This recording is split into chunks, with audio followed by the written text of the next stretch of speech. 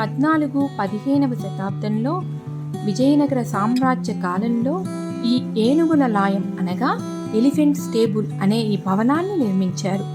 మొత్తం 10,000 ఏనుగులకు పైగా ఆ రాజ్యంలో ఉండగా కేవలం 10-11 ఏనుగుల్ని మాత్రమే రాచరిక ఏనుగులు అనగా రాయల్ ఎలిఫెంట్స్గా గుర్తించి ఈ భవనంలో వాటికి నివాసం ఏర్పాటు చేశారు.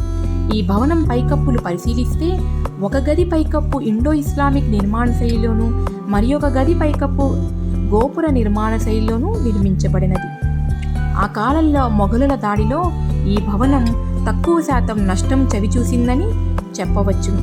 దానికి కారణం ఈ భవన నిర్మాణ శైలి మొఘలుల నిర్మాణ శైలికి దగ్గరగా ఉండటం చేత తక్కువ శాతం ధ్వంసం చేయబడింది.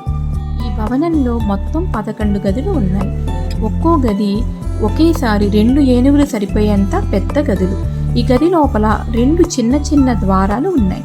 ఒక ద్వారం ఆ గదిలోనికి ప్రవేశించడానికి, మరి ఒక ద్వారం ఆ గదిలో నుంచి నిష్క్రమించడానికి అని సూచిస్తున్నాయి. ఈ భవనాన్ని చూస్తే ఆనాటి హస్తకళా నైపుణ్యం ఎంతో గొప్పగా ఉందని కనపరుస్తున్నవి.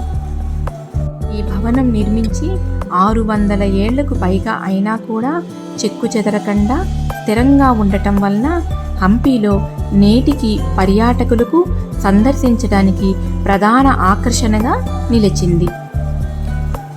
ఈ పరిసర ప్రాంతమంతా ఈ విధంగా ఉంటుంది. ఈ వీడియోని చివరిదాకా వీక్షించినందుకు అందరికీ ధన్యవాదములు.